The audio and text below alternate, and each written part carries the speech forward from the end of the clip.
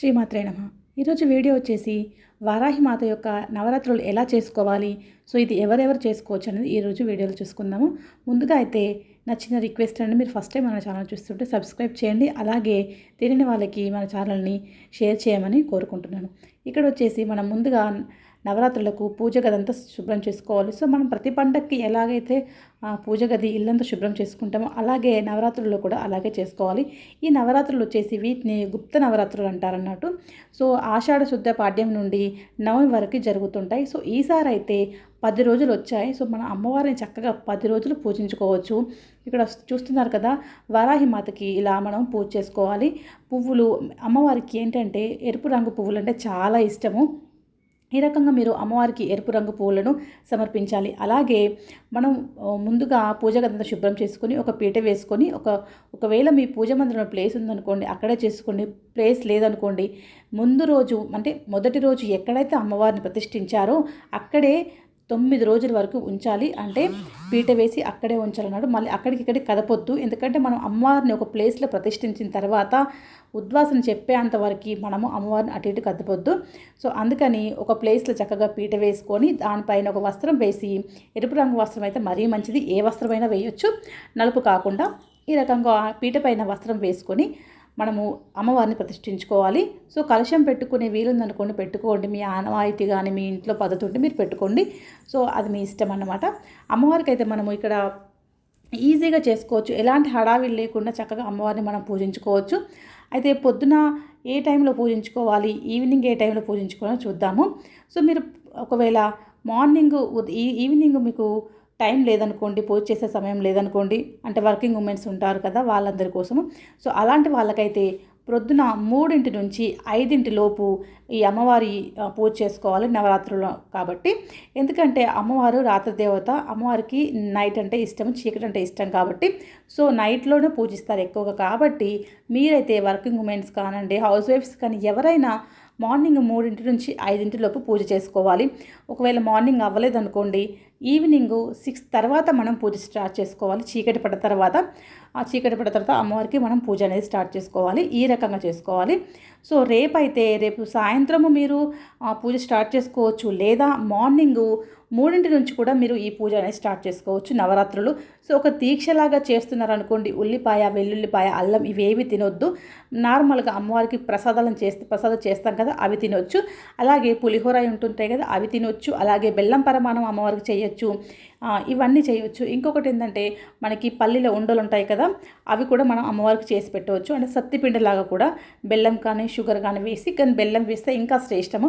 కాబట్టి పల్లీలు వేయించి చక్కగా ఉండల్లాగా చేసి పెట్టవచ్చు, సత్తిపిండిలాగా అలా చేసి పెట్టవచ్చు. ఎందుకంటే అమ్మవారు భూమికి సంబంధించిన అమ్మవారు వారాహి మాత కాబట్టి, భూములకు సంబంధించిన వారు కాబట్టి అమ్మవారికి ఏంటంటే లోపల అంటే భూమి లోపల ఉండే వాటి అంటే చాలా ఇష్టం. ఎగ్జాంపుల్ కందగడ్డ కానీ, పల్లికాయ కానీ ఇలాంటివి అమ్మవారికి నైవేద్యం చాలా ఇష్టము. అలాగే అమ్మవారికి ఇంకొకటి ఏంటంటే బెల్లం పానకం అంటే చాలా ఇష్టము. సో మీరు ఈవినింగ్ బెల్లం పానకము కానీ మనకి పల్లీలు ఉండలు కానీ చేసి పెట్టవచ్చు. అదే మార్నింగ్ అనుకోండి దద్దోజనం లాగా పులిహోర, మనము బెల్లం పరమాన్నం ఇలా ఈ రకంగా అమ్మవారికి మీరు చేసి పెట్టవచ్చు. సో ఎవరైనా పూజించుకోవచ్చు. కానీ పూజలు చేసిన తర్వాత వెళ్ళి వీళ్ళని మాత్రం ఎట్టి పరిస్థితులు తిట్టొద్దు. మేము తిట్టకుండా ఉండలేము అనుకుంటే మాత్రం పూజ చేయకండి ప్లీజ్. నిజం చెప్తున్నాను. మనం ఏ పూజ చేసినా, ఈ పూజని కాదు ఏ పూజ చేసినా కానీ ఎదుటలను మనం విమర్శించకూడదు. ఓకే, మీకు బాధ కలిగిందా అమ్మవారికి చెప్పుకోండి, అమ్మే చూసుకుంటుంది. అమ్మవారికి కూడా మనం ఏమని చెప్పుకోవాలి, వాళ్ళ బుద్ధి మార్చమని చెప్పాలి. కానీ వాళ్ళను ఇలా చేయమ్మా అలా చేయమ్మని అస్సలు కోరుకోకూడదు. మనకు మంచి చేయమని కోరుకుందాం. మీకు అంతలా వాళ్ళ బుద్ధి మార్చాలని మీకు మనసు రాకపోతే మిమ్మల్ని అంతగా బాధ పెట్టుంటారు అనుకోండి. సో అమ్మ నాకు మంచి చెయ్యి, నా కుటుంబాన్ని రక్షించు అలా మొక్కుకోండి. అంతేకాని వాళ్ళ మీద అస్సలు అది కావకండి. సో మీరు ఈ 9 రోజులు నవరాత్రులు చక్కగా చేశారనుకోండి, మీరు కోరుకున్న కోరిక తప్పకుండా జరుగుతుంది. అన్నింటికన్నా మంచి కోరిక ఏంటి తెలుసా, అమ్మవారి యొక్క అనుగ్రహం మన మీద ఉండాలి. సో అమ్మవారి యొక్క అనుగ్రహం మన మీద ఉందనుకోండి ప్రతి ఒక్క కోరిక అమ్మే చూసుకుంటుంది. అంటే మనకి ఏమి ఇవ్వాలో, ఏ టైంకి ఏది ఇవ్వాలో అమ్మకే తెలుసు, అవునా, ఇంకెవ్వరికి తెలియదు. కాబట్టి మీరు చక్కగా అమ్మవారి యొక్క అనుగ్రహం కోసం మీరు పూజ చేయండి. నిజం చెప్తున్నాను, నేను ఎన్నో పూజలు చేశాను, ఇది అది అని నేను. ఎందుకంటే అమ్మ దగ్గరికి కానీ ఏ పూజ చేసినా కూడా ఈ కోరిక కోరుకోలేను. ఎందుకంటే నాకు ముందుగా అమ్మవారి యొక్క అనుగ్రహం కావాలని అనుకుంటాను.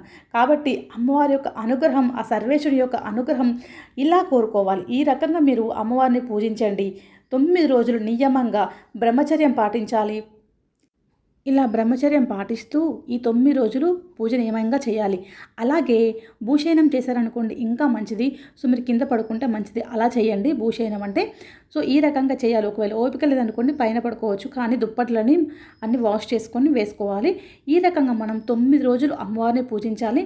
సో మీరు పొద్దున చేస్తారా, సాయంత్రం చేస్తారా, మీ వీలుని బట్టి మీరు చేసుకోండి. అమ్మవారికి నైవేద్యాలు చూసారు కదా, పులిహోర కానీ, దద్దోజనం కానీ, బెల్లం పరమాన్నం కానీ ఇలా చేసుకోవచ్చు. సో ఎవరైనా చేసుకోవచ్చు అండి ఈ పూజ అనేది. ఈ వీళ్ళు వాళ్ళనేది కాదు. కానీ మీరు ఒక్కసారి నవరాత్రులు స్టార్ట్ చేశారనుకోండి, ప్రతి నవరాత్రులకు మీకు మనసు లాగుతూ ఉంటుంది. ఈ నవరాత్రులకు చాలా అంటే చాలా మనసు లాగుతుంది. అమ్మో పూజ చేయాలి అమ్మవారికి అన్నట్టుగా ఉంటుంది. అంటే మనకి ఇంకొక ఆలోచనలు అనేవి రావు. కేవలం పూజలు అన్న ఆలోచనలోనే ఉంటాం. సో ఆ రకంగా ఉండాలి మన మనసు. అంతేకాని ఎప్పుడు వీళ్ళ మీద వాళ్ళ మీద పడి ఏడవద్దు అసలు. సో ఈ రకంగా మీరు నవరాత్రులు చేసుకుంటే చాలా మంచి జరుగుతుంది. మీరు పొద్దున్న చేస్తారా, ఈవినింగ్ చేస్తారా, మీ వీలుని బట్టి. ఈవినింగ్ అయితే 6 తర్వాత చేసుకోండి. అది మార్నింగ్ అనుకోండి, మార్నింగ్ 3 నుండి అలాగే 5 లోపు చేసుకోవాలి. సో 3 to 5 ఆ లోపు చేసుకోవాలి. ఈ రకంగా మీరు పూజ అనేది చేసుకోండి. అలాగే మీరు అంటే మీరు మధ్యలో ఆటంకం వచ్చిందనుకోండి, ఒకవేళ పీరియడ్ వచ్చిందనుకోండి, ఇంకేదైనా కారణాలు వచ్చాయనుకోండి, అలాంటప్పుడు మీరు మీకు ఎన్ని రోజులు అవుతుందో అన్ని రోజులు తీసేసి, ఆ 5 రోజులు తీసేసి మీరు మిగతా రోజు పూజ చేసుకోవచ్చు. సో కొద్దిగా మీకు బ్లీడింగ్ అనేది అవుతున్నా కూడా పూజ చేయొద్దు. కొంతమందికి ఏంటంటే 5 రోజులు అయిపోయింది కదా, 6వ రోజు కదా, తప్పులేదని పూజ చేస్తుంటారు. సో ఇది చాలా తప్పండి. పూజ అనేది అలాంటివి చేయకూడదు. మీకు ఎప్పుడనేది స్టాప్ అయిపోద్దో మీరు అప్పుడే పూజ అనేది మొదలు పెట్టండి. అంతేకాని 5వ రోజు అయిపోయింది కదా అని పూజ మొదలు పెట్టకండి. ఈ రకంగా చేసుకోండి. అలాగే మీరు రేపటి నుంచి అయితే 15 తారీఖు వరకు పూజ అనేది జరుగుతుంది. నవరాత్రులు అనేది మీరు తప్పకుండా చేసుకోండి. ఇంకేమైనా డౌట్స్ ఉంటే కామెంట్ సెక్షన్లో కామెంట్ చేయండి. Thanks for watching.